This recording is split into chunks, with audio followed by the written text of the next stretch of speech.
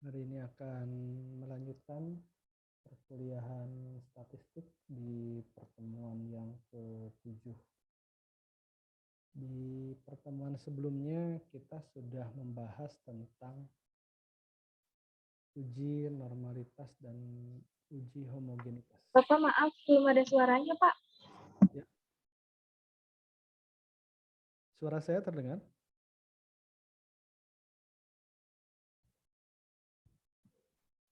Kecil Pak, Ya, suaranya kecil. suaranya kecil.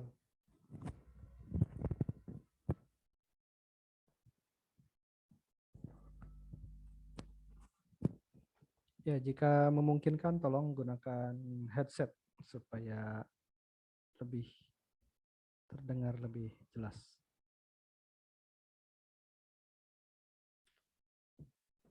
Baik, pada pertemuan sebelumnya kita sudah membahas tentang uji normalitas dan uji homogenitas, di mana kedua pengujian tersebut digunakan untuk melakukan syarat analisis, gitu. Jadi sebelum data kita analisis, kita uji hipotesis, maka ada dua syarat yang harus dipenuhi dalam statistik parametrik. Kedua syarat itu adalah data harus berdistribusi normal dan data harus homogen. Saya ulas sedikit karena pada minggu kemarin saya agak sedikit ragu apakah saya dalam menyimpulkan betul atau keliru. Saya akan konfirmasi kembali. Nah, ini latihan uji normalitas dan uji homogenitas yang minggu kemarin. Nah, ketika menyimpulkan, kesimpulan kita itu didasarkan pada nilai signifikan, baik untuk Kolmogorov-Smirnov maupun Shapiro-Wilk, di mana data dianggap berdistribusi normal itu kalau lebih dari 0,05. Nah, kamu silahkan cek apakah kemarin kesimpulannya begitu atau sebaliknya. Jadi berdistribusi normal itu harus lebih dari 0,05. Kalau dapatnya di bawah 0,05, misalkan ini 0,49 untuk Kolmogorov-Smirnov. Kemudian Shapiro-Wilk dapatnya 0,017. Itu keduanya di bawah 0,05. Maka kesimpulannya adalah tidak berdistribusi normal. Ditunjukkan oleh histogram yang tidak membentuk gunung secara simetris. Distribusi normal itu kan bentuk grafiknya harusnya begitu ya, simetris ke kiri ke kanan. Sedangkan ini dia lebih menggunung ke sebelah kiri. Gitu. Jadi tidak normal.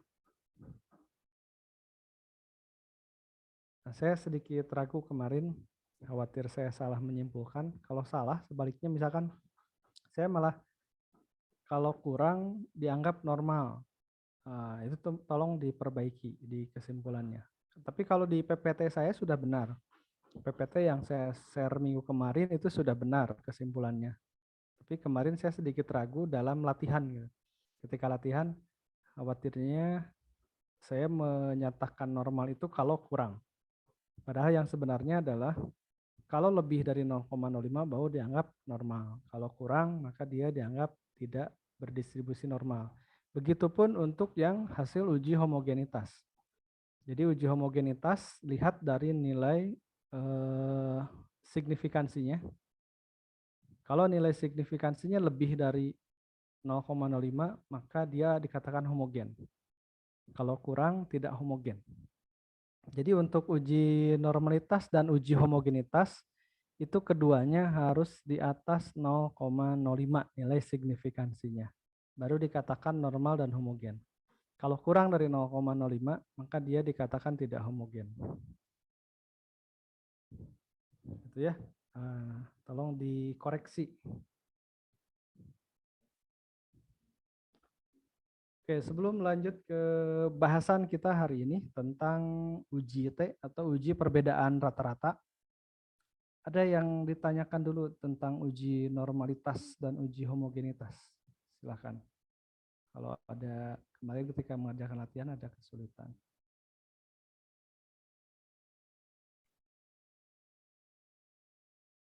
Saya harap kamu sudah membuka file yang saya share. Nah, kita akan mulai bekerja. Kalau tidak ada pertanyaan minggu kemarin, saya akan mulai untuk materi hari ini.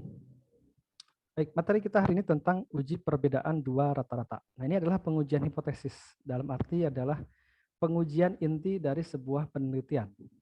Biasanya penelitian kuantitatif. Jadi yang sebelumnya kan ada uji deskriptif, itu untuk melihat kondisi awal data. Bagaimana rata-ratanya, bagaimana standar deviasinya, dan seterusnya. Kemudian ada uji normalitas dan uji homogenitas, itu untuk prasyarat. Jadi kalau tidak normal dan tidak homogen, maka statistiknya itu berbeda. Tidak bisa dilanjut dengan statistik parametrik. Nah, di bab 7 ini adalah kita menyebutnya uji hipotesis. Uji hipotesis dengan membandingkan dua rata-rata. Maksudnya gini, di dalam penelitian pendidikan, itu terkadang kita perlu membandingkan dua data agar diperoleh kesimpulan akhir mengenai apakah dua data tersebut berbeda atau tidak.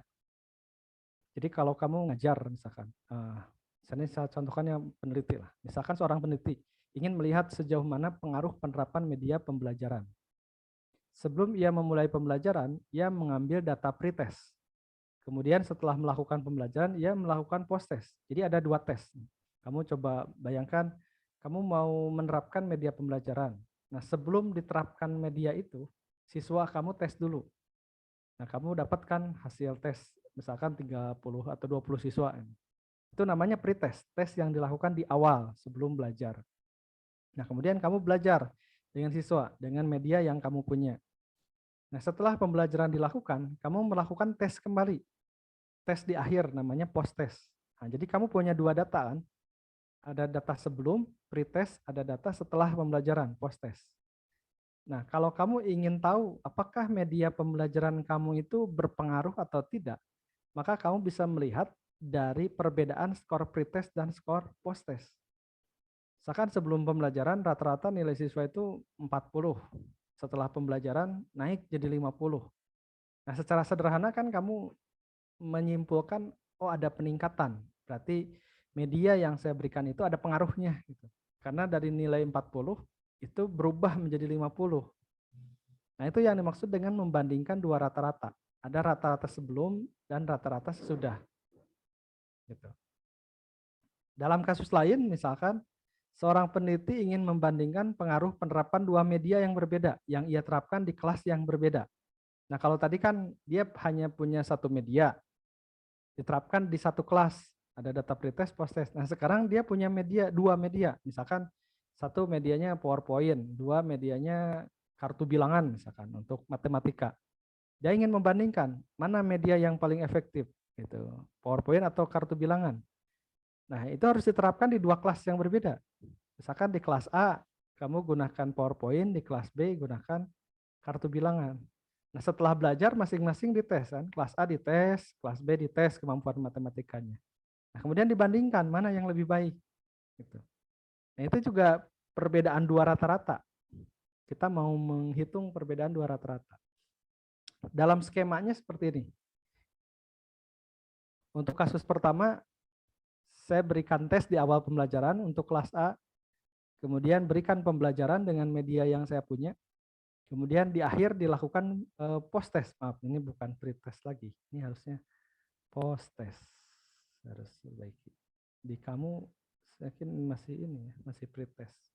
Nah, nanti diperbaiki lah. Nah, pre-test kelas A, pembelajaran, kemudian proses kelas A. Maka kita punya dua data. Data tes sebelum pembelajaran dan data tes setelah pembelajaran. Nah, dua data ini disebut dengan sampel berpasangan atau paired test gitu. Sampel berpasangan. Kenapa disebut sampel berpasangan? Karena di sini misalkan ada 20 siswa. Di post test itu pastikan siswanya siswa yang sama gitu. Jadi sampelnya berpasangan antara data pertama dengan data kedua. Karena data pertama dan data kedua itu orangnya masih itu juga. Di sini misalkan ada 20, maka di proses juga nggak akan bertambah berkurang karena kelasnya masih itu juga. Dikatakan sampel yang berpasangan. Nah, pada kasus kedua, misalkan saya punya dua kelas. Kelas A dilakukan pembelajaran, kelas B juga dilakukan pembelajaran. Ini kan kelas A dan kelas B mungkin berbeda jumlah siswanya. Nah, kemudian saya ingin bandingkan bagaimana hasil kelas A dengan hasil kelas B. Apakah berbeda atau tidak hasilnya? Nah, pengujian seperti ini dinamakan sampel independen. Karena masing-masing kelas A dengan kelas B itu, orangnya itu berbeda, tidak sama. Gitu. Jadi dua data yang sampelnya berbeda, maka dikatakan sampel independen, sampel masing-masing. Masing-masing berdiri sendiri. Kalau pada kasus pertama, itu sampelnya tidak berdiri sendiri, tapi terikat gitu. Kelas A, ini juga kelas A, orangnya itu juga. Datanya berbeda, tapi sampelnya sama. Itu sampel berpasangan.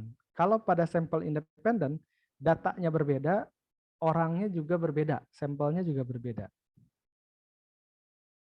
Jadi ada dua teknik kita membandingkan. Ada membandingkan dalam kelas yang sama, tetapi datanya diambil berbeda. Atau kita membandingkan dua kelas yang datanya juga berbeda. Nah, untuk melakukan uji rata-rata sampel berpasangan, atau dalam istilah statistiknya disebut parity test, ini sampel berpasangan tadi, saya punya kasus misalkan sebelum diberikan pembelajaran, rata-rata hasil pretest kelas A itu 41,75. Nih, pretestnya sebelum pembelajaran. Setelah diberikan pembelajaran, hasil post-testnya naik jadi 50,75. Nah, kita bisa secara sederhana mengatakan bahwa, oh berarti ada peningkatan Pak, dari 41 ke 50. Meningkat 9 skor, gitu, 9 digit. Nah, tapi kita akan mengetes apakah kenaikan 9 itu adalah kenaikan yang signifikan atau tidak. Karena di dalam statistik, kenaikan angka itu harus dianggap signifikan. Kan apa gunanya naik dari nilai 41 ke 50 gitu. Berguna nggak kenaikan segitu? Kalau kita hitungnya dengan dasar KKM, ini masih sama-sama di bawah KKM. Nah, tapi kesimpulan kita, apakah dia meningkatnya signifikan atau tidak, itu harus diuji dengan statistik. Tidak bisa atas dasar asumsi. Tidak bisa dikatakan, oh ini menurut saya kenaikannya signifikan. Oh ini menurut saya tidak signifikan. Nah, signifikan atau tidaknya kenaikan, itu harus diuji dengan statistik. Maka kita melakukan pengujian dengan parity test, nama ujinya. Nah, tapi parity test itu punya syarat. Apa syaratnya? Syaratnya itu sampel harus berdistribusi normal berdasarkan uji normalitas. Nah, ini yang dimaksud dengan bahwa uji normalitas itu adalah syarat. Jadi kalau datanya tidak normal, itu tidak bisa dilanjutkan pada uji t-test, gitu, pada uji T. Maka harus dipastikan datanya normal dulu. Maka materi ini masih terkait dengan pertemuan sebelumnya. Jadi sebelum melakukan uji T, itu adalah harus uji normalitas dulu. Itu untuk sampel berpasangan. Nah, bagaimana untuk sampel yang independen? Nah, untuk sampel yang independen, pengujiannya itu namanya independent t-test. Kalau tadi kan parity test, ini independent t-test. Skemanya tadi sudah digambarkan, masing-masing melakukan pembelajaran yang berbeda. Nah, kemudian hasilnya dibandingkan. Apakah hasil kelas A lebih baik dari kelas B atau sebaliknya? Ini sampelnya saling independen, tidak terikat satu sama lain, karena masing-masing melakukan pembelajaran yang berbeda. Nah, misalkan saya punya data hasil pretest kelas A 65,25 dan hasil kelas B 66,75. Ini bedanya tipis nih, 6525, 6675. Toh dua-duanya melakukan pembelajaran dengan media yang berkualitas misalkan. Nah, kita ingin tahu apakah 65 dengan 66 ini berbedanya signifikan atau tidak. Nah, mungkin secara sederhana kita bisa bilang, nggak signifikan Pak, cuma satu digit, 65, 66. Nah, tapi belum tentu. Kita harus uji secara statistik. Gitu. Maka kita lakukan pengujian dengan independent t-test. Kalau tadi parity test.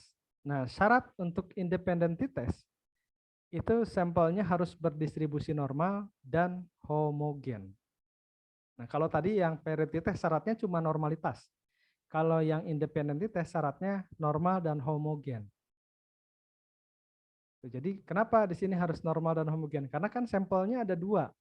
Nah, kemarin kalau kamu masih ingat, uji homogenitas itu dilakukan kalau ada dua kelas yang berbeda.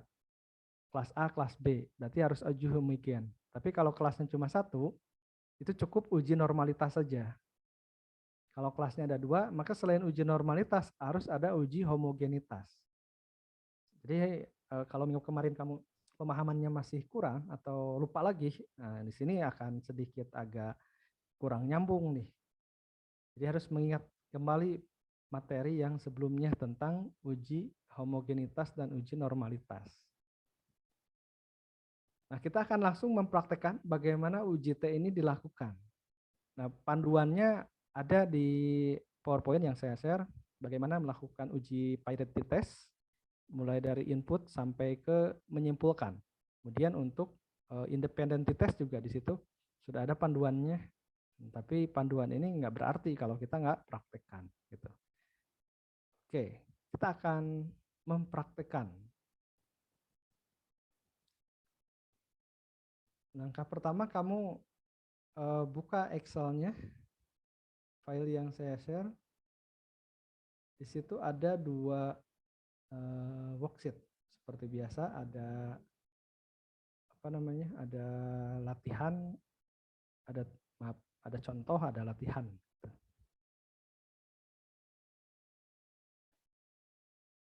Nah, contoh untuk UJT.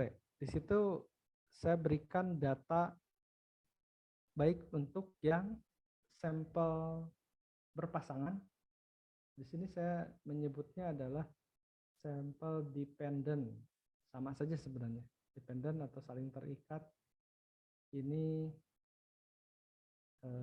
kita namakan nama lainnya ya parity test. Parity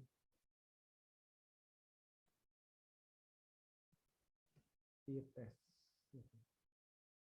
Kalau yang independen itu independent t-test. T-test itu kita kalau di bahasa Indonesia kan familiarnya disebut dengan uji T gitu. Dalam bahasa resminya sebenarnya t-test, uji T. Nah, kita lihat karakter datanya. Nah, kalau yang parity test itu kelasnya cuma satu, kelas A. Datanya ada dua, pretest dan posttest. Di sini ada data pretest, ada posttest.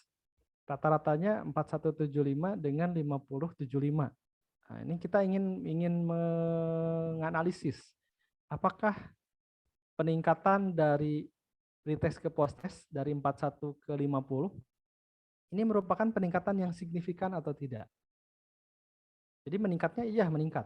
Sebelum pembelajaran rata-rata nilainya 41, setelah pembelajaran jadi 50. Nah, ini kita akan menyimpulkan nanti setelah analisis, apakah peningkatannya signifikan atau tidak. Nah, kalau untuk yang independent t-test, karakternya itu dua kelas kan gitu. Di mana masing-masing kelas, di sini kelas B dan kelas C. Saya ubah kelas A dan B. Kelas A dan kelas, kamu bisa rubah juga kelas A dan kelas B. Supaya sama dengan yang di PPT kita. Kelas A itu belajar dengan menggunakan metode pertama atau media pertama, kelas B dengan menggunakan metode kedua atau media kedua. Pokoknya pembelajarannya berbeda masing-masing, itu independen. Kalau kelas A ini yang parity test, itu belajarnya ya satu kali. Pretest belajar, kemudian posttest. Nah, kelas A itu punya rata-rata 6525 dan kelas B punya rata-rata 66,75. Baik, data ini kita pindahkan ke SPSS. Seperti biasa, kita mulai dari yang kasus pertama, yang parity test. Kita ambil datanya saja. Tanpa hal-hal lainnya, kita perlu datanya saja. Kita copy. Nah, kemudian kita buka SPSS. Saya harap kamu sudah menyiapkan SPSS-nya.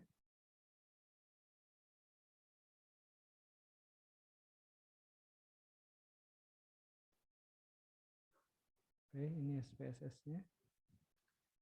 Saya akan pindahkan ke sini. datanya. Oke. Ini data yang tadi kita ambil dari Excel. Kita atur dulu variabel view-nya. Variabel view-nya pertama, variabel 1 itu adalah data pre-test. Kita berikan nama pre-test. Variabel 2 itu adalah post-test.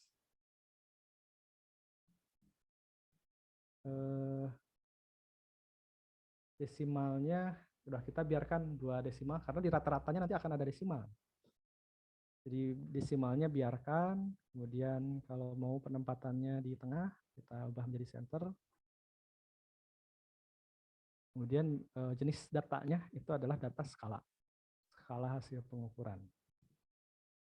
Measure-nya adalah scale. Kita lihat lagi data view-nya.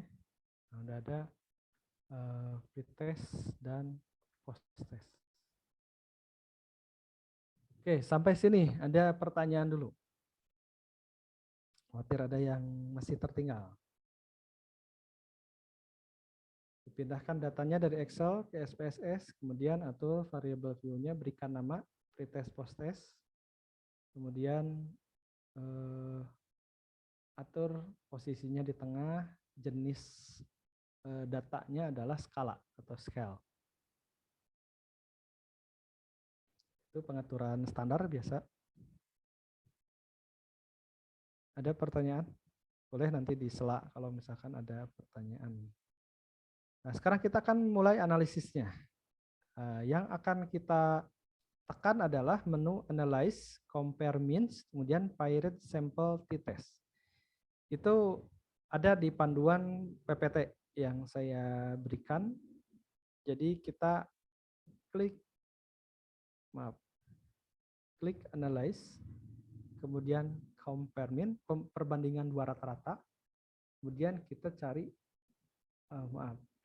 Paired Sample T-Test.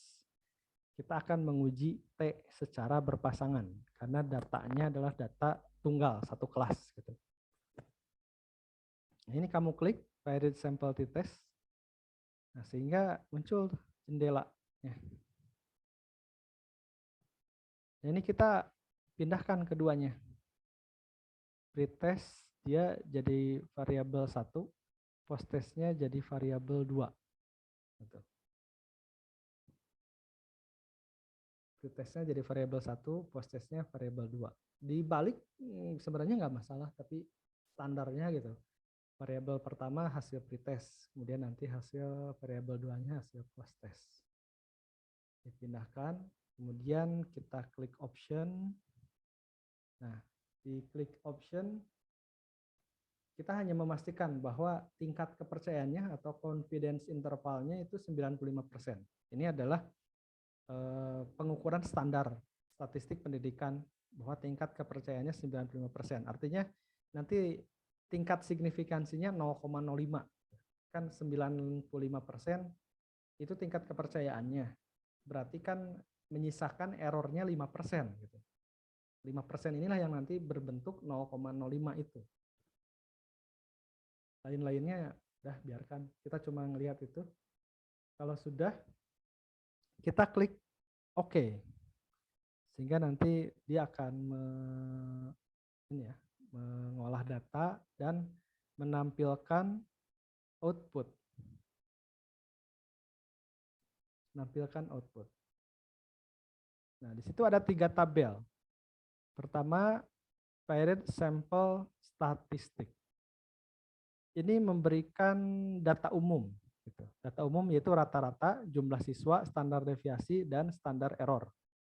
Jadi di sini pretest rata-ratanya 41,75.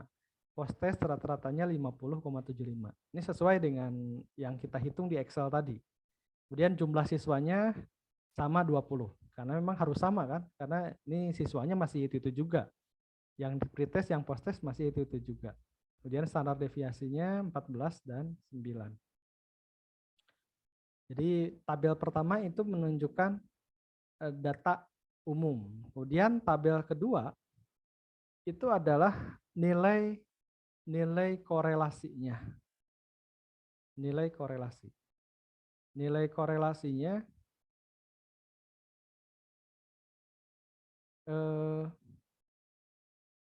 0,16. Nilai korelasinya 0,16. 0,16 itu berada pada kategori yang rendah. Kamu kalau masih ingat dulu ketika menghitung uji validitas reliabilitas, itu ada standar korelasi. Di mana kalau 0 sampai 0,2 dia rendah, 0,2 sampai 0,4 dia cukup gitu. Kemudian nanti kalau 0,8 sampai 1 dia tinggi gitu. Nah, ini termasuk tingkat korelasinya rendah. Kemudian nilai signifikansinya dia di atas 0,05. 0,05. Kemudian di tabel ketiga itu kita lihat di nilai T-nya, hasil T hitungnya. Nilai T hitungnya adalah minus 2,5. Ini menunjukkan bahwa hasil perhitungannya tidak signifikan. Di mana kita menyimpulkan tidak signifikan? Pertama lihat, dari 41 naik ke 50. Dari 41 ke 50 itu kan naiknya sedikit. Ini kita sudah mencurigai ini nggak akan signifikan nih naiknya. Ternyata diperkuat dengan hasil korelasinya 0,16. Harusnya korelasi yang baik itu di atas 0,6, 0,6, 0,7, 0,8. Ini kan 0,1. Kemudian dilihat dari nilai T-nya, itu negatif. Nilai T negatif itu menunjukkan nilainya sangat tidak signifikan. Jadi ini kita akan copy semua datanya, nanti kita akan simpulkan. Ini ketiganya kita pindahkan ke Word. Tadi saya sudah share juga lembar kerja dalam bentuk Word. Nah, kamu pindahkan ketiga tabel itu ke Microsoft Word. Oke, silahkan. Saya tunggu. Pindahkan ketiga tabelnya ke Microsoft Word. Yang juga tadi saya sudah share.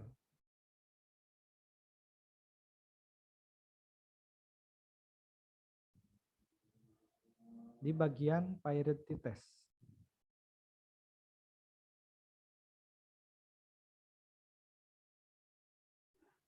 Ketiga tabelnya. Nanti kita akan berikan kesimpulan.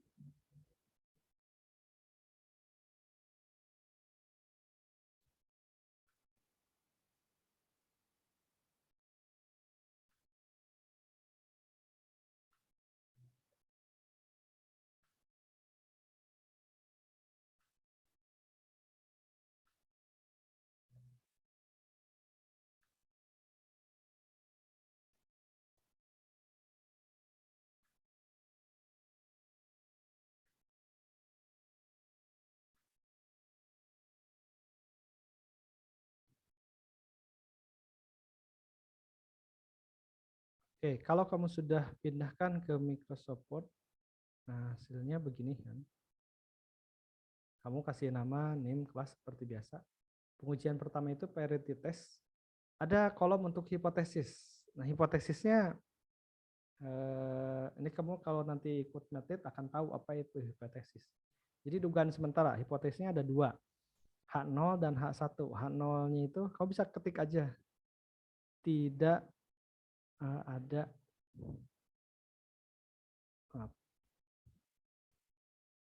tidak ada perbedaan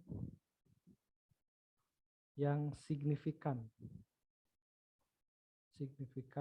antara skor pretest dan skor posttest. Jadi H0 itu dugaan jawaban pertama. Tadi kan kasus yang akan kita uji itu kita ingin melihat apakah ada perbedaan enggak antara skor pretest dan posttest. Ada perbedaan yang signifikan enggak? Maka jawabannya bisa tidak ada perbedaan atau bisa ada perbedaan. Jadi kalau tidak ada perbedaan itu adalah H0. Dan H1, hipotesis 1, ini hipotesis 0, ini hipotesis 1. Hipotesis itu ada perbedaan. Hipotesis itu kan jawaban sementara. Ada perbedaan yang signifikan antara skor pretest dan skor post-test. Ini kalimatnya bisa sama. Jadi jawaban dari kasus tadi bisa dua, bisa tidak ada perbedaan atau ada perbedaan. Gitu. Jadi kita sebelum menguji itu harus menghipotesiskan dulu. Kita memberikan dugaan jawaban. Dugaan jawabannya kan dua, antara tidak ada perbedaan atau ada perbedaan. Nah, hasil perhitungan SPSS diperoleh pretestnya 41,75 rata-ratanya. Post-testnya 50,75. Kita bisa simpulkan begini. Di bawahnya itu kan. Berdasarkan nilai rata-rata terlihat bahwa terdapat perbedaan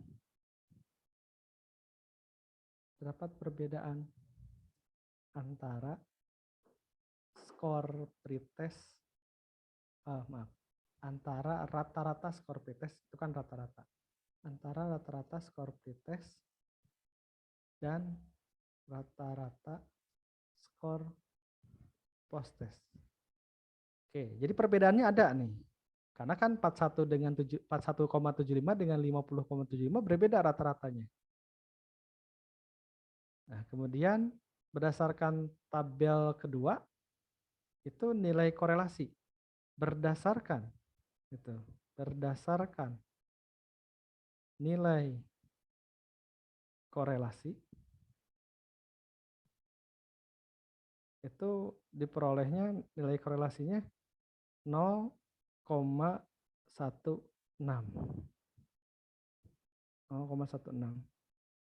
Itu berada pada kategori sangat rendah, itu kan korelasinya. Melihat nilai korelasi ini. Itu cara menyimpulkan tabel kedua. Cara menganalisisnya. Kemudian tabel ketiga, nah yang kita lihat adalah nilai T dan nilai DF. Ya. Nilai T dan nilai signifikansi. Tuh. Berdasarkan nilai T hitung itu yang mana? T hitung itu, T hitungnya biasanya di bawah. T hitung gitu. Berdasarkan nilai T hitung, nilai T hitungnya adalah 2,511.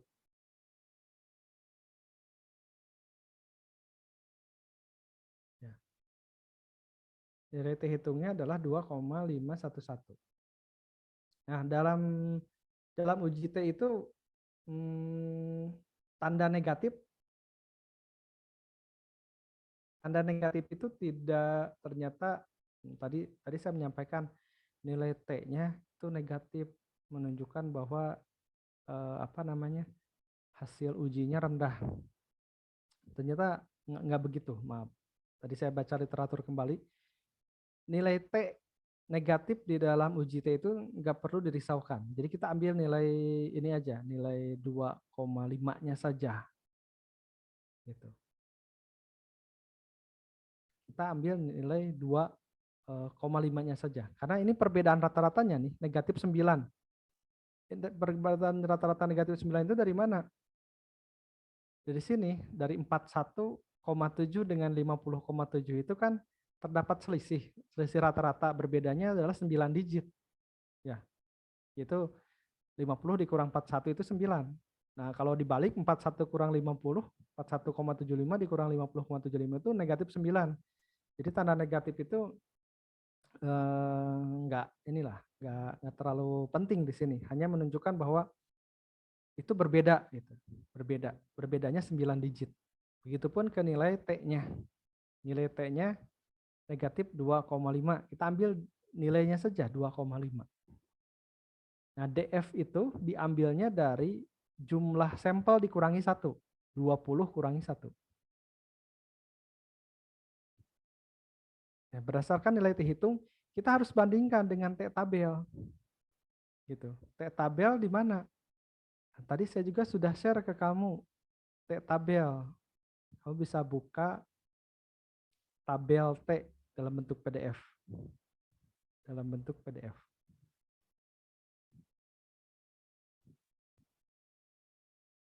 Saya coba tunjukkan, share.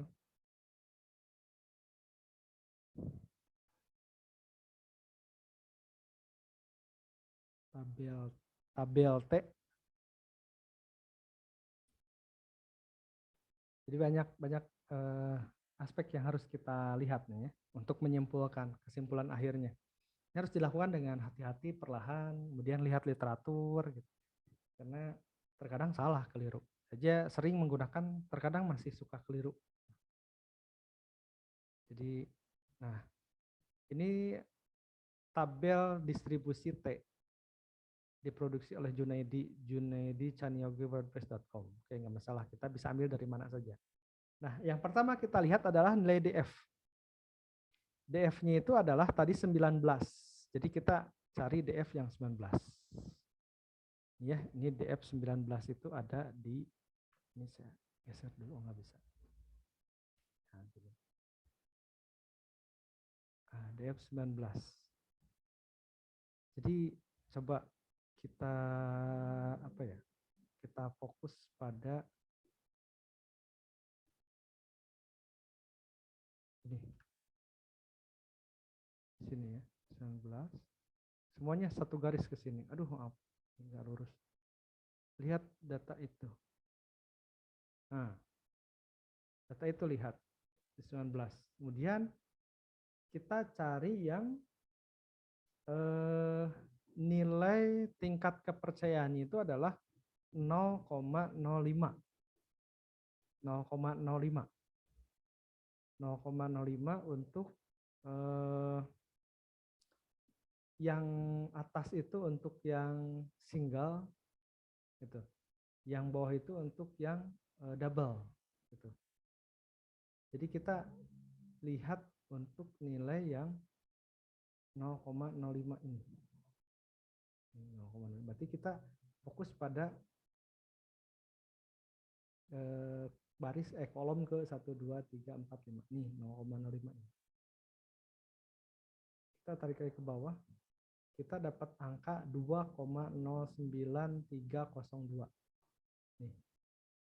2,09302. Kita boleh ambil 2, misalnya 2,09.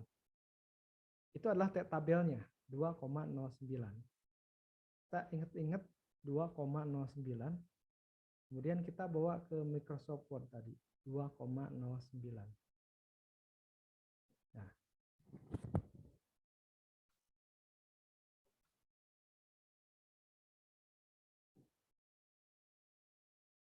Dua koma nol sembilan. 2,09. Oh, di sini dia 3 koma, berarti kita seragamkan 3 koma. Berarti 2,0993 ya. 93. Itu adalah T tabel. Jadi ganti ada T hitung, ada T tabel. Nah, ternyata T hitung itu lebih besar, kan 2,5. Jadi kita berikan tanda lebih besar. Ya. T hitungnya 2,5 dari sini, 2,511. T tabelnya 2,093. Itu dari tabel tadi. Tabel berdasarkan nilai DF 19 dan tingkat kepercayaannya 0,05. Nah, sehingga kesimpulannya apa? Dapat disimpulkan itu adalah signifikan. Jadi perbedaannya signifikan. Ternyata berbeda antara pretest dan posttest. Pretestnya 41, posttestnya 50, itu dianggap secara statistik berbeda signifikan. Gitu. Karena di dalam statistik nanti kesimpulannya dua, ada yang berbeda signifikan, ada yang berbeda tidak signifikan. Nah ini dianggapnya signifikan, dilihat dari T hitung lebih besar dari T tabel.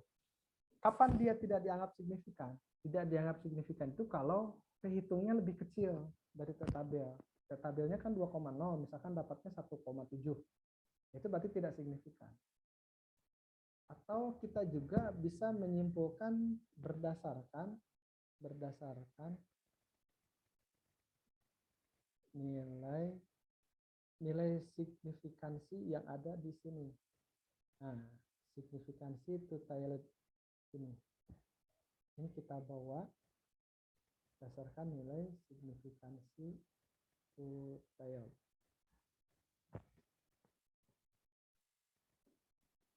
Itu nilainya berapa? Nilainya adalah 0,021. 0,021. Dia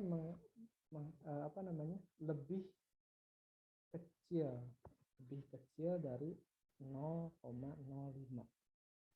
Kalau lebih kecil dari 0,05, ini juga menunjukkan bahwa dia signifikan. Jadi untuk memperkuat bahwa hubungannya signifikan, itu bisa dilihat dari T hitung harus lebih besar dari T tabel, atau dilihat dari nilai signifikansi harus lebih kecil dari 0,05. Nah, sehingga dapat kita simpulkan bahwa kesimpulannya adalah nilai pretest dan bukan nilai, ini kan skor ya. Skor rata-rata pretest dan posttest berbeda signifikan, yang menunjukkan penerapan media pembelajaran berpengaruh signifikan dalam meningkatkan skor siswa. Jadi kesimpulannya antara pretest dan posttest itu kan berbeda secara signifikan. Itu menunjukkan bahwa penerapan media pembelajaran, karena tadi kasusnya kan penerapan media pembelajaran, berpengaruh signifikan dalam meningkatkan skor siswa. Nah, selesai pengolahan datanya. Oke, sampai sini ada pertanyaan dulu. Silakan.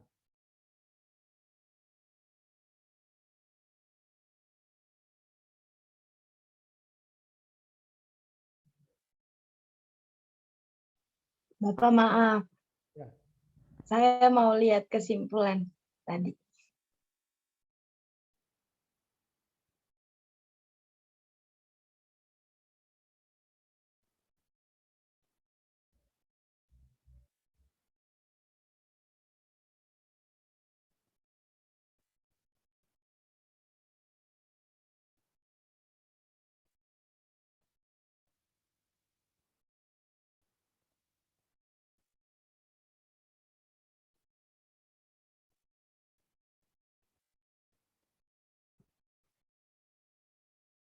Ya. Jadi penting mengetahui uji T ini untuk apa, gitu kan? Gitu, uji T ini untuk apa? Uji T itu untuk membuktikan apakah perbedaan antara dua rata-rata itu signifikan atau tidak. Fungsinya itu. Jadi sebenarnya tidak terbatas hanya pada skor pretest dan posttest. Jadi apapun, misalkan kamu punya dua data, ingin membandingkan gitu. Apakah dua rata-rata itu berbeda signifikan atau tidak gitu. Maka gunakan uji T. Karena di dalam penelitian terkadang kita akan membandingkan kan, membandingkan mana yang lebih baik dalam meningkatkan hasil gitu. Tapi yang perlu dicermati betul itu kalau kita mau membandingkan apakah termasuk ke dalam parity test atau independent test. Parity test itu sederhananya sampelnya hanya satu kelompok, tapi diambil datanya dua kali gitu, pretest posttest. Tapi kalau independen sampelnya berbeda, datanya berbeda. Gitu.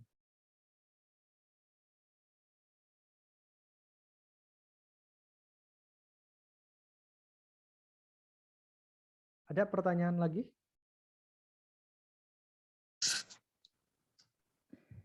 Silakan kalau ada. Bapak, saya mau izin bertanya. Ya, silakan.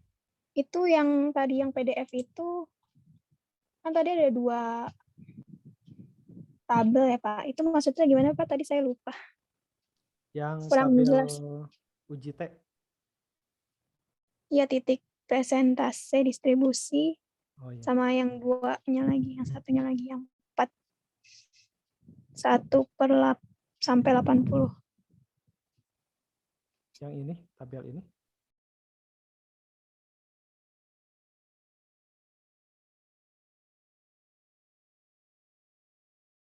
Maksudnya mana? Ini 140 dengan 4180 ini maksudnya. Yang ditanya apa?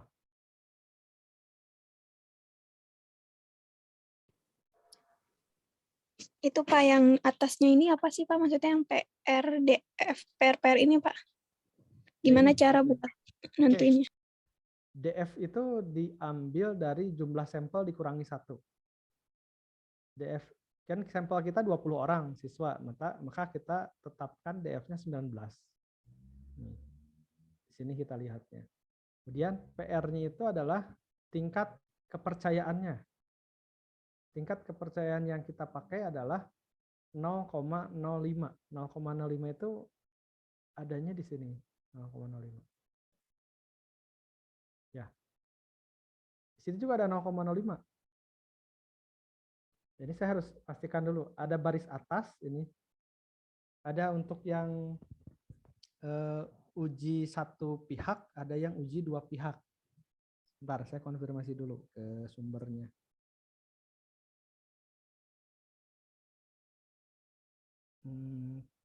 Tabel uji T. Tabel uji T.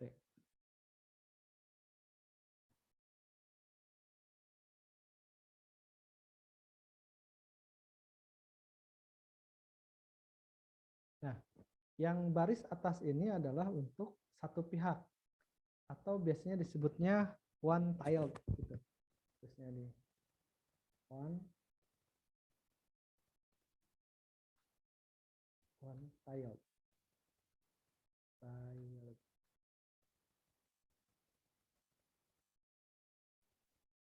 Oh, ini untuk yang uji 2 pihak.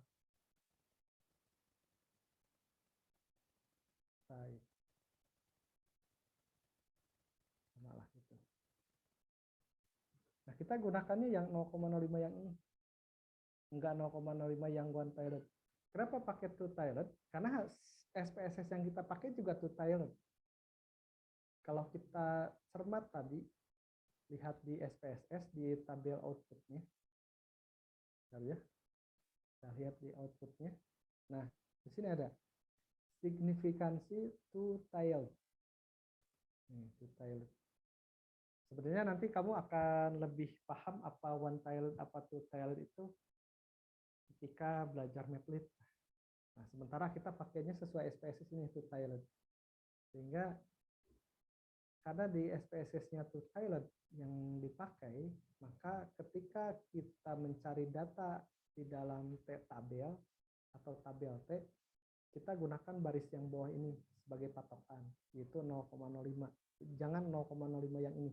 Kalau 0,05 yang ini kan nanti dapatnya itu ini 2,86. 2,86. Nanti kita akan memperoleh kesimpulan yang salah. 2,86. 2,86 tadi kan T-hitungnya 2,5 ya. Hasilnya jadinya T-hitungnya lebih kecil. Nah, kita gunakan yang ini 2,093 datanya. Jadi cara mencari T-tabel dalam sekumpulan tabel ini, yang pertama dilihat adalah nilai DF-nya dan nilai PR-nya. Nilai PR itu ke samping, PR itu ini tingkat kepercayaan. Tingkat kepercayaan. Untuk seluruh pengujian di dalam mata kuliah kita gunakan yang 0,05. Jadi nggak pakai data yang lain. Ini aja fokus ke 0,05 yang two tile. Sehingga kita dapat tabelnya 2,093. Nah, kemudian kita bandingkan dengan hasil perhitungan SPSS. Nah, tadi dibandingkan. T hitung maksudnya adalah T yang diperoleh dari SPSS. Dari sini. 2,511. Tanda minus abaikan. Jadi bukan apa-apa di dalam uji T itu, tanda minus boleh diabaikan. 2,511. Kemudian T tabel diperoleh dari tabel yang PDF tadi. Itu 2,093. Lebih besar. Kalau kita salah baca tabel tadi ngambil yang 2,8, itu kan kesimpulannya beda. 2,5 lebih kecil dari 2,8. Itu bisa hasilnya tidak signifikan. Jadi jangan sampai keliru mengambil T tabelnya. Jadi paham ya? Nah, untuk nilai DF di sini juga ada patokannya. DF itu 19. DF 19. Ada pertanyaan lagi?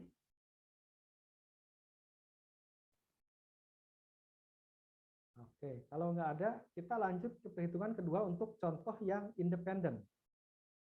Untuk contoh yang independen. Kalau bisa lihat kembali di Excel. Kalau lihat kembali di Excel.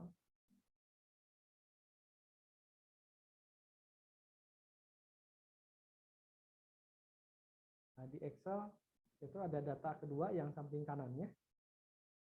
Itu untuk membandingkan hasil tes dari dua kelas yang berbeda.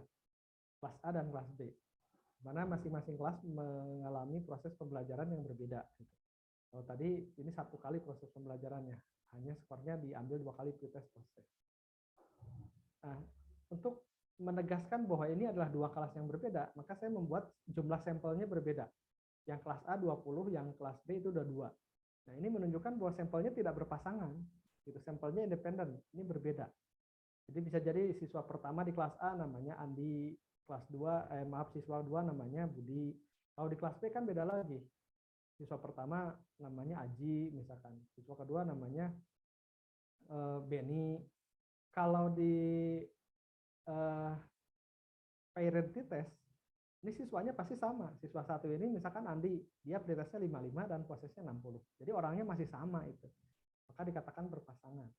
Orang yang sama dites 2 kali. Kalau ini orangnya berbeda, tesnya berbeda. Ini independent test. Nah, kita ambil datanya satu-satu. Pertama untuk kelas A, kita ambil datanya, copy. Kita pindahkan ke SPSS. SPSS-nya apakah menggunakan data yang baru? Boleh kita menggunakan dataset yang tadi saja. Kemarin kan ada pertanyaan, Pak, boleh nggak dalam satu dataset kita punya beberapa data? Sebenarnya boleh, kita akan coba sekarang. Kamu boleh kopikan, pastekan di tabel mana saja. Misalkan saya tempatkan di sini, saya paste. Oke, jadi boleh di samping yang tadi. Tuh. Kita berikan kode. Ini kan untuk kelas A ya.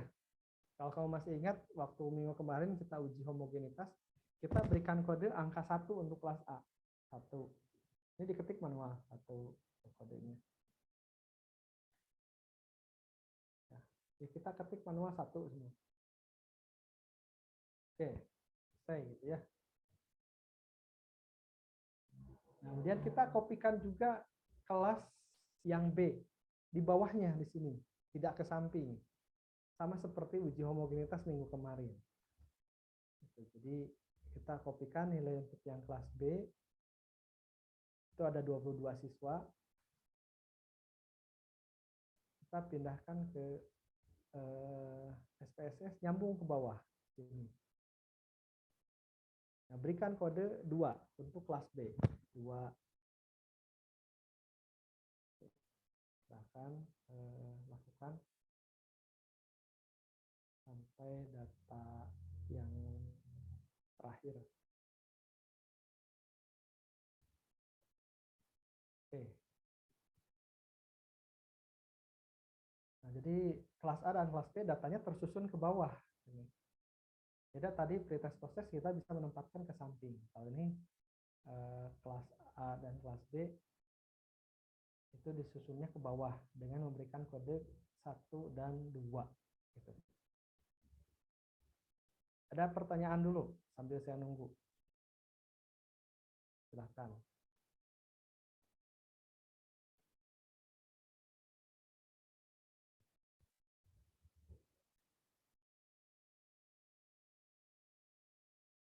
Kalau sudah, atur variabel view-nya seperti biasa. Kita ingat-ingat, ini kita menempatkannya di variabel 6 dan 7. Variabel 3, 4, 5 itu kosong, nggak ada datanya. Jadi kita pakainya variabel 6, 7. Kita ke variabel view. Nah, variabel 6 itu adalah kita ganti dengan nilai. Nilai ya. Nilai. Variabel 7-nya itu adalah kode kelas kan, kelas A dan kelas B. Oke. Untuk yang nilai biarkan desimalnya 2, tapi untuk yang kelas kita tanpa desimal ya, karena kan hanya untuk pengkodean 1 dan 2. Kita nolkan desimalnya. Nah, kemudian untuk kelas kita isi values-nya. Di sini non, kita klik birunya. Nah, values-nya 1 itu adalah untuk kelas A. Jadi simbol 1 itu mewakili kelas A. Kita add. Kemudian 2 itu mewakili kelas B. Kelas B. Add. Kemudian oke. Oke, itu sudah ada keterangan di situnya. Kemudian posisinya kita tempatkan di center. Kemudian measure-nya untuk yang nilai, dia berbentuk skala. Kalau yang kelasnya, dia berbentuk nominal. Itu pengaturan variable view-nya.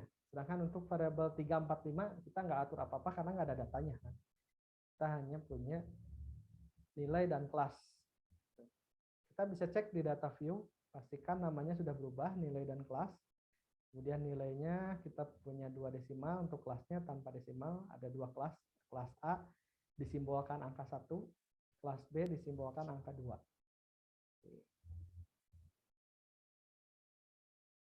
Sampai sini ada pertanyaan? Pak bisa ulang ininya nggak Pak tadi? Variable view-nya. Yang di variable ya. Yang di ininya Pak, yang di values-nya Pak. Yang di values-nya.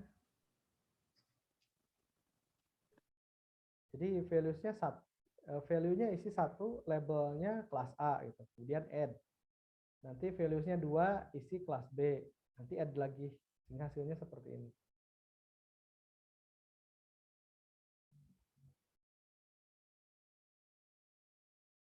Jadi tanda sama dengannya akan muncul otomatis nanti. Tinggal isi aja value-nya 1, labelnya kelas A. Kemudian add. Ulangi lagi, value 2, itu labelnya kelas B. Itu sama langkahnya minggu kemarin ketika kita uji homogenitas. Jadi saya kembali menegaskan materi kita sambung terus. Pertemuan ini nanti nyambung lagi ke pertemuan berikutnya, ada kaitannya. Nah, sudah oke. Kemudian di measure-nya untuk yang nilai kita ubah menjadi skala, dan untuk yang kelas kita ubah menjadi nominal. Ada pertanyaan lagi?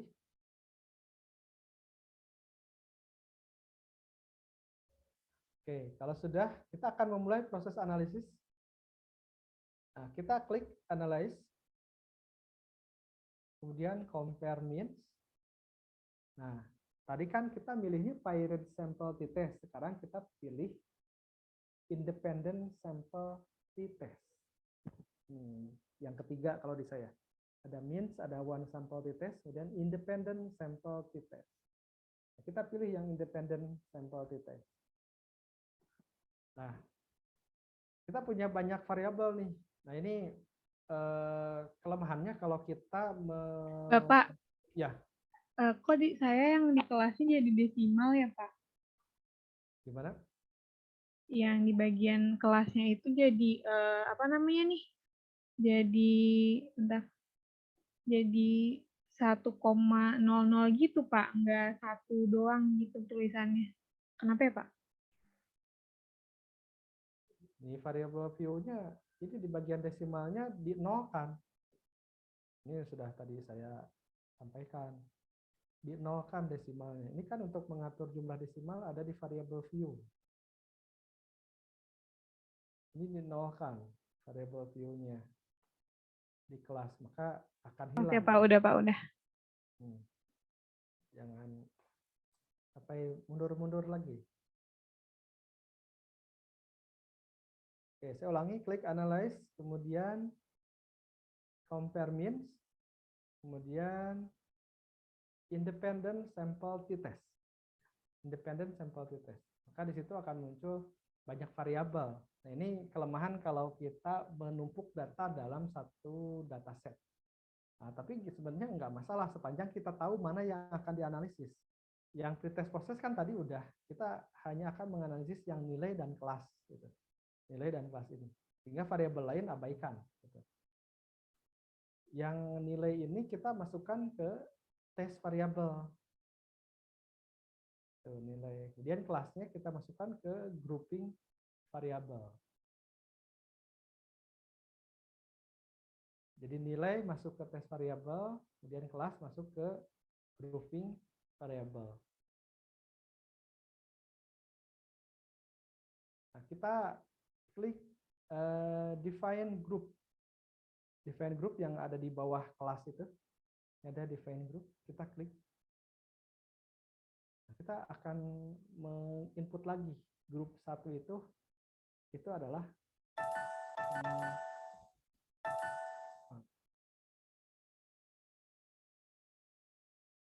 grup 1 itu untuk kelas A ya. Grup 1 itu untuk kelas A. Mestinya kita isinya kelas A, tapi nggak bisa dimasukkan ini ya, ternyata tidak bisa dimasukkan abjad. Tidak bisa dimasukkan abjad. Kita masukkannya dengan apa ya, kalau nggak bisa dimasukkan abjad? Bentar, saya cek dulu.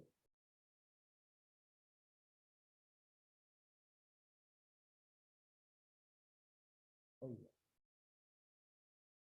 Kalau nggak bisa dimasukkan kelas, saya yakin kamu juga nggak bisa di situ. Bapak maaf suaranya kecil. Ya, grup 1 itu kan untuk kelas A ya. Kita gunakan saja kodenya 1. Grup 2 itu untuk kelas B. Kita masukkan kodenya 2. Jadi ini untuk menentukan spesifik dari grupnya. Kemudian klik continue. Kemudian klik option yang ada di samping. Ini hanya memastikan bahwa kita menggunakan lagi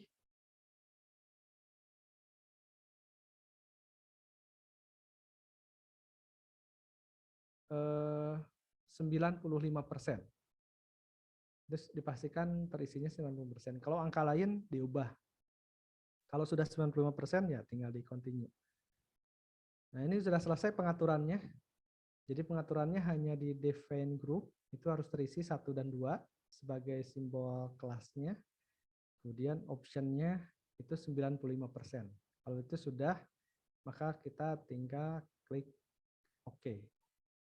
Maka dia akan melakukan pengolahan data. Pengolahan data dan akan menampilkan lagi tabel output. Menyambung yang tadi. Yang tadi itu kan sebelumnya ada tabel paired sample statistik, paired sample correlation, dan paired sample test. Di bawahnya ada hasil grup statistik. Jadi hampir mirip, tapi ini adalah hasil dari independen. Kita hanya punya 2 tabel. Ya, kita punya 2 tabel.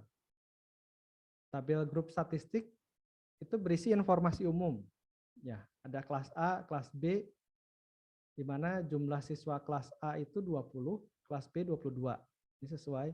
Kemudian rata-ratanya, kelas A 65,25 dan kelas B rata-ratanya 66,59. Oke. Nah, ini informasi ada standar deviasinya, standar error. Kemudian di tabel kedua itu hasil uji T-nya. Ya, hasil uji T-nya. Kita fokus pada nilai yang atas saja. Tapi kalau misalkan di SPSS kamu yang versi 23 ke bawah hanya ada satu set data, berbeda dengan saya yang 2 set data, nah ya fokus pada satu set data itu aja. Saya juga walaupun 2 yang dipakai hanya satu yang atas.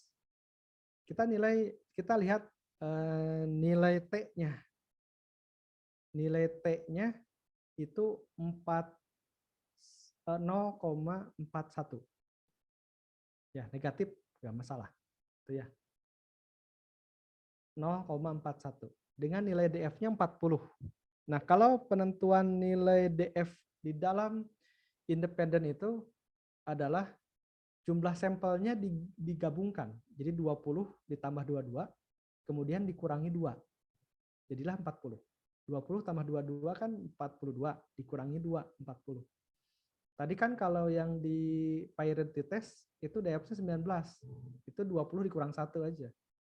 Karena dianggapnya walaupun sampelnya 20-20, itu dianggapnya kan satu kelas. Jadi 20 kurang 1.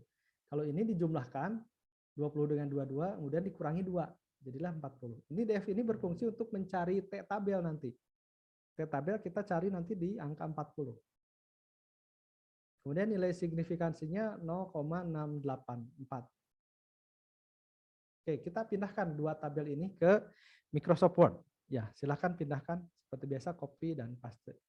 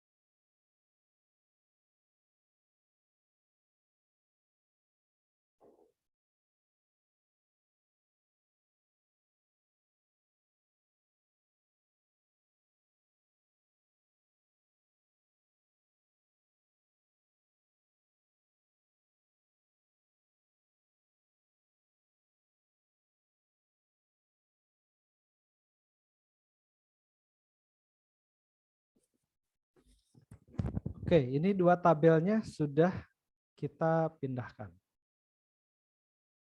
Oke. Apa yang bisa kita interpretasikan dari sini? Interpretasinya ya rata-ratanya gitu. Sama seperti tadi, berdasarkan nilai rata-rata kita bisa copy yang interpretasi pertama. Berdasarkan nilai rata-rata terlihat bahwa terdapat perbedaan antara rata-rata skor kelas A itu kan ini kelas A dan rata-rata skor kelas B. Jadi kelas A dan kelas B berbeda ya, 65 dengan 66. Jadi apakah perbedaannya signifikan atau tidak? Nah, kita lihat dari nilai T-nya. Dari nilai T. Kita juga bisa copy tadi yang atas berdasarkan. Yang ini tidak ada nilai korelasi ya. Yang independen itu nggak ada nilai korelasi. Jadi kita langsung ke lihat T-hitungnya. Kita bisa copy dari sana. Berdasarkan nilai T-hitungnya ambil yang atas 0,410. 0,410, abaikan negatifnya. Nah, T-tabelnya berapa? Kita harus cek. Ini kita hapus dulu. T-tabelnya kita harus cek. Oke, sebelum cek T-tabel, kita lihat nilai signifikansinya. Nilai signifikansi to talentnya adalah 0,684. 0,684. Nah, itu lebih besar dari 0,05. Nah, lebih besar dari 0,05.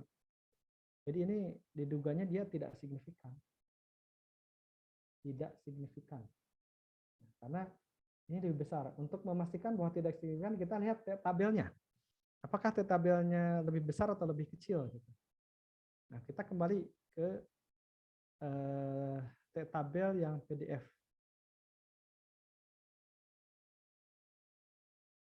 Tabel. Nah, sekarang kita lihat DF-nya yang 40. Karena kan DF-nya sekarang berbeda, bukan 19. 40 itu ada yang di paling bawah di sini. DF-nya 40, kemudian nilai ininya tetap 0,5. Jadi baris ini yang dipakai. Nah, ini nilai ini. Ini yang kita ambil. 2,021. 2,021. 2,021. 2,021.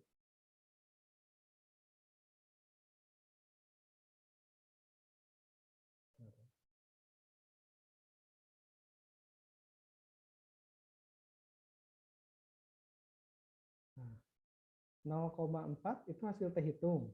T tabelnya 2,021. Nah, berarti ini bukan lebih besar, tapi lebih kecil.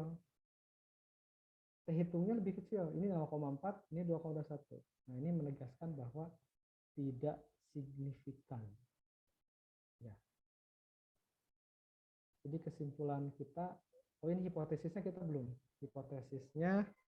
Hipotesisnya hampir sama tadi dengan, kita bisa copy dari hipotesis yang ini.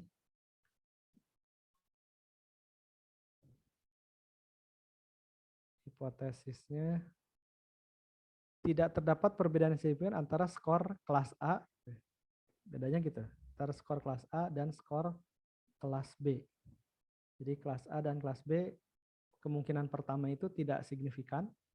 Kemudian kemungkinan kedua, hipotesis H1-nya, ada perbedaan signifikan antara skor kelas A dan skor kelas B.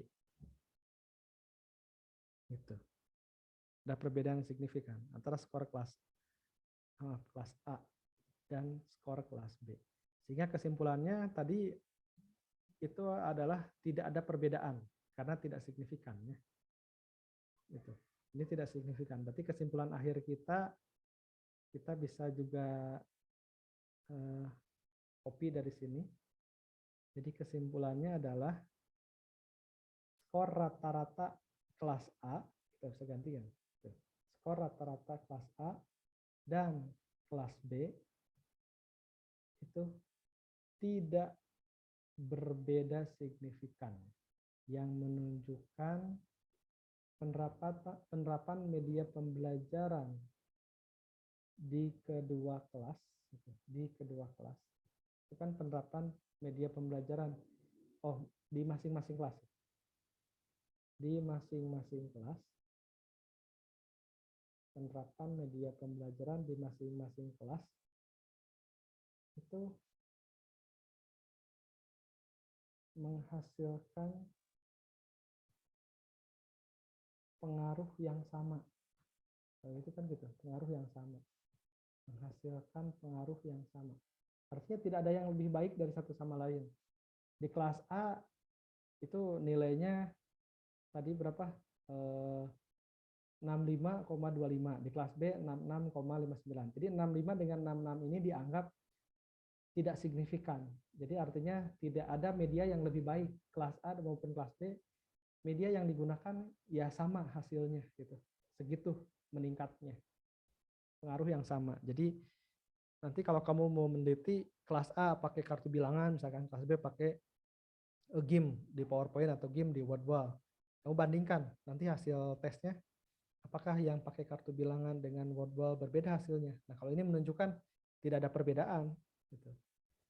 Baik yang pakai kartu bilangan maupun yang pakai WordWall hasilnya tetap sama gitu. Tidak ada yang lebih baik satu dengan yang lainnya. Adapun perbedaan tadi rata-rata 65 dan 66 itu perbedaan yang dianggap segitu mah nggak signifikan lah, dianggap sama 65 dengan 66 mah gitu. Walaupun ada berbeda gitu. Tapi secara statistik dianggapnya berbeda yang tidak signifikan. Karena berbeda saja itu nggak cukup gitu. Berbeda saja nggak cukup. Ibaratnya gini, saya punya uang 1 juta, kamu punya uang 1.100.000, lebih 1.000. Itu kan dianggapnya sama saja uang kita. 1.000 itu dianggap tidak signifikan lah gitu. Kan analoginya gitu kira-kira. Jadi ada batas di mana berbeda itu dianggap signifikan oleh statistik. Sampai sini ada pertanyaan.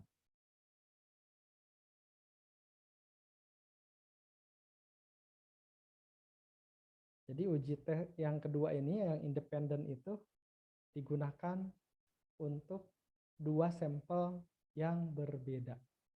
Ya, 2 sampel yang berbeda, berasal dari kelas yang berbeda, yang independen. Kalau yang priority test, dia berasal dari sampel yang sama. Jadi jangan salah dalam memproses nanti. Ketika kamu meneliti nanti deskripsi, nah kamu akan menggunakan 1 kelas atau 2 kelas, itu tergantung metodologinya. Nah, kami akan belajar di metodologi. Kapan kamu harus menggunakan 1 kelas, kapan harus menggunakan 2 kelas. Nah, tugas saya hanya mengajarkan statistiknya. Kalau menggunakan 1 kelas, maka ujinya dengan priority test ini. Kalau 2 kelas, maka ujinya independent test. Dalam hal menyimpulkan dan menginterpretasi data, itu sama saja. Patokannya adalah nilai T hitung T tabel dan nilai signifikansi. Yang membedakan antara priority dengan independen itu adalah menu yang kita klik di SPSS-nya. Ya, menu yang kita klik di SPSS-nya. Jadi saat kamu mengolah data di SPSS, itu jangan sampai salah. Dan ketika klik analyze, kamu akan membandingkan 2 rata-rata, compare means. Di situ ada banyak pilihannya. Ada one sample t-test, independent sample t-test, summary independent sample t-test, paired sample, ada one way, ANOVA. Nah, kita harus cermat mana yang kita gunakan. Nah, yang saya ajarkan hari ini 2, yaitu yang paired sample t-test. Ini kalau 1 kelas, ada pretest post-test, mau dibandingkan. Dan independent sample t-test. Ini kalau 2 kelas, mau dibandingkan hasil mana yang lebih baik gitu. Pakai independen. Selebihnya itu sama dalam hal tadi yang dikliknya, cara membaca table outputnya, itu sama saja. Jadi di eksekusi awalnya ini yang harus cermat mana yang akan kita gunakan. Karena kalau salah, itu akan menghasilkan kesimpulan yang salah juga. Nah, yang berikutnya yang harus kamu cermati adalah dalam membaca tabel T ini. T-tabel. Kita membaca T-tabel ini patokannya 2, yaitu nilai DF dan nilai tingkat kepercayaan. Nilai DF, kalau pada priority test, itu adalah jumlah sampel dikurang 1. Tadi sampel kita 20 dikurang 1, berarti DF-nya 19. Kalau pada independen, itu jumlah seluruh sampel dikurang 2. Jumlah seluruh sampel dari kedua kelas itu adalah 42, dikurangi 2, jadi 40. Sedangkan tingkat kepercayaannya sama, yaitu di kisaran 0,05 atau 95%. Di sini kita lihatnya. Kita nggak lihat kolom yang lain, kolom itu. Ada pertanyaan? Pak, izin bertanya, Pak. Silahkan. Berarti yang DF itu berlaku untuk rumus ya, Pak? Maksudnya yang dikurang 1-nya itu sama yang dikurang 2-nya? Ya, betul. Ya, oke, Pak. Baik, terima kasih, Pak. Tapi sebenarnya nanti hasil output dari SPSS juga akan memberikan informasi sebenarnya, kan gitu.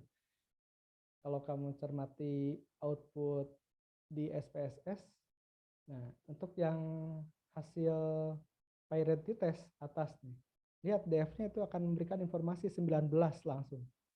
Jadi tanpa kamu tahu rumusnya pun gitu, N dikurang 1 atau N dikurang 2, itu SPSS sudah memberikan informasi. Kamu harus mencari tabelnya di DF 19. Begitupun untuk yang independen. Di sini DF-nya 40. Kamu harus mencari DF-nya 40. Ya, SPSS itu sudah otomatis menghitungkan untuk kamu. Cuma kalau misalkan lupa gitu. Nah, rumusnya tadi N dikurang 1 dan N dikurang 2. Sebenarnya di PowerPoint saya juga sudah diinfokan itu. Di PowerPoint saya sudah menginfokan. Kalau kamu juga cermati PowerPoint-nya. Nah, ini. Lihat ya. Kalau parity test, kamu lihat poin 9. Lihat poin 9.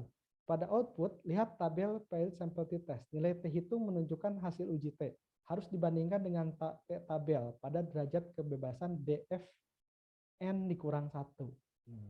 Gitu ya. Apabila T hitungnya lebih besar dari T tabel, maka perbedaannya signifikan. H1 diterima dan H0 ditolak. Kalau yang untuk independen, nih di slide ke-7, ini untuk independen. Pada output, lihat tabel independent sample test. Nilai T hitung menunjukkan hasil uji T. Harus dibandingkan dengan T tabel pada derajat kebebasan DF N dikurang 2. Tadi itu saya gunakan N-nya kecil. Itu menunjukkan N itu adalah sampel untuk satu kelas. 20 dikurang 1. Nah, kalau ini DF itu N besar dikurang 2. N besar itu seluruh sampel. Jadi dijumlahkan dulu. 20 dengan 22. Jadi 42 dikurang 2. Apabila T hitung lebih besar dari T tabel, maka perbedaannya signifikan. Jadi di PowerPoint juga sudah saya antisipasi itu. Kalau kamu lupa. Gitu. Saya lihat saja di PowerPoint-nya. Ada pertanyaan berikutnya? Nah, nanti untuk latihan di worksheet berikutnya di Excel, nah kamu dihadapkan pada 2 data. Untuk yang parity test, itu nilainya ada, sampelnya sama 20-20 data. Tapi untuk yang independen, itu berbeda dengan contoh. Jadi sampelnya adalah 19 dan 21. Untuk kelas A-nya, nah di sini saya gunakan yang dibandingkan adalah kelas B dan kelas C. Jadi kan kelas A dan B, ini B dan C. Bapak tinggal menyesuaikan saja nanti. Sampelnya 21 dan 19. Kamu analisis dengan cara yang sama, nanti taruh di bawah dalam satu file Word yang tadi ya. Jadi masih dalam satu file Word yang tadi. Ini kan ini yang contoh.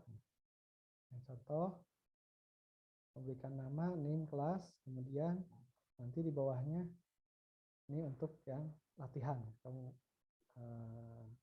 buat latihan di situ.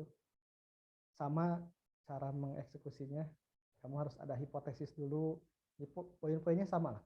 Buat dulu hipotesis, kemudian hasil SPSS-nya kopikan, berikan interpretasi tiap-tiap tabel, kemudian nanti simpulkan. Gitu. Itu seperti biasa, filenya kamu save as, file Word-nya save as di folder kamu. Kemudian di situ nama saya, kan latihan uji perbedaan dua rata-rata, nama saya dikirim kemana.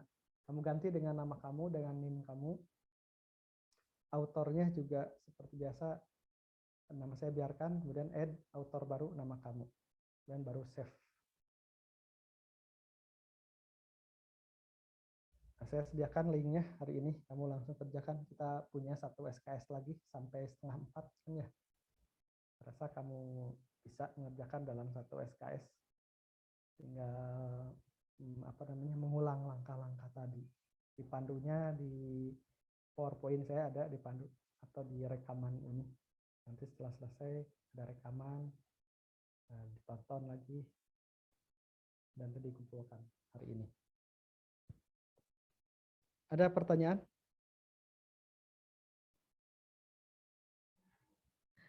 Pak, boleh lihat independent testnya nggak Pak yang di atasnya? Ya, yang mana? Yang file Word? Iya Pak, Word.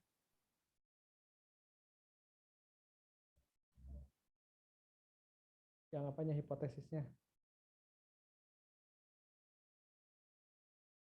Hipotesisnya tidak ada perbedaan antara skor kelas A dan kelas B. Kalau nanti kamu kan latihannya antara kelas B dan C kan gitu. Nah, harus agak jeli gitu. Di mana kamu bisa copy, di mana kamu harus edit gitu kan.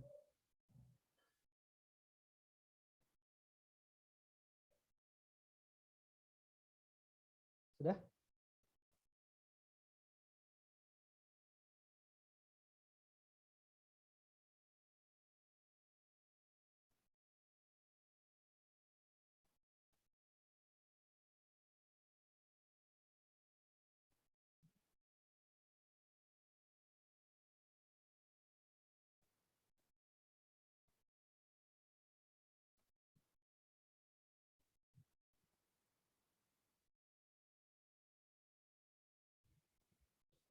Oke, kalau sudah ada pertanyaan lagi, itu saja hari ini. Silahkan lanjut mengerjakan latihannya.